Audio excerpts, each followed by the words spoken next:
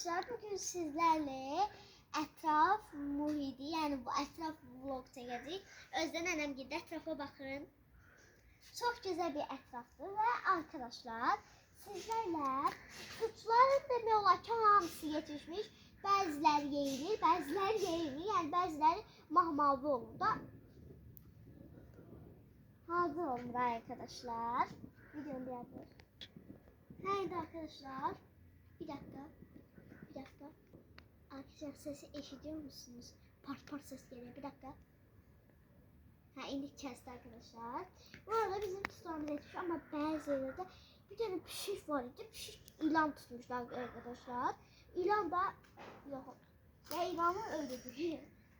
Aşağıda böyle yetişmiş tutularımız var. Gördüğünüz gibi arkadaşlar. Çok güzel bir tutular varmış. Buyur. Şimdi arkadaşlar ben bir dakika dayandırım başlayacağım. Şimdi arkadaşlar videomu dayandırdım ve başlıyorum. Ben fikirləşdim ki o birisi vlogumuzda size sürprizim var ama bir şərtlə var.